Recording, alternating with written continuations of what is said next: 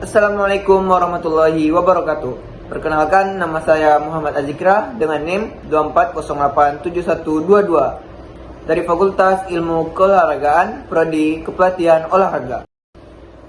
Baik, saya akan menjelaskan tugas 1 pembelajaran motorik dengan tema belajar.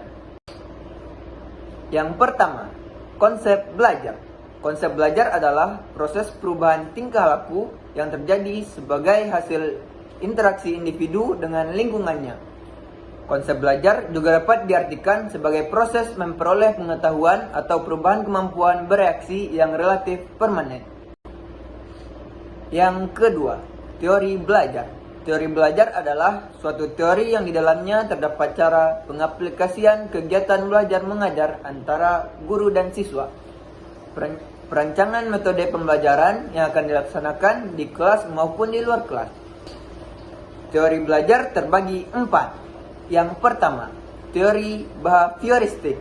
Yang kedua, teori kognitivisme. Yang ketiga, teori humanistik. Dan yang keempat, teori konstruktivistik.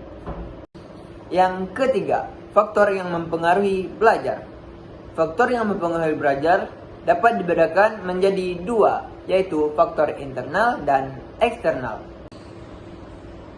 Faktor internal. Faktor internal adalah faktor yang berasal dari dalam diri siswa, meliputi minat, motivasi, perhatian belajar, kesiapan belajar, bawaan sejak lahir, kondisi fisik, emosional, usia, dan jenis kelamin. Yang kedua, faktor eksternal. Faktor eksternal adalah faktor yang berasal dari luar diri siswa, meliputi faktor metode guru mengajar, ruang kelas, teman bergaul, lingkungan keluarga, lingkungan kelas, dan lingkungan masyarakat.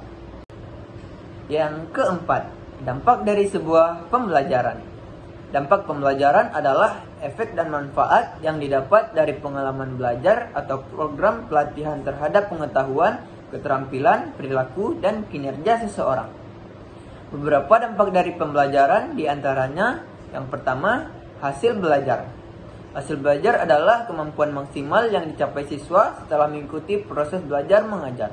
Yang kedua, penggunaan media pembelajaran. Penggunaan media pembelajaran dapat meningkatkan kualitas proses belajar mengajar dan hasil belajar siswa.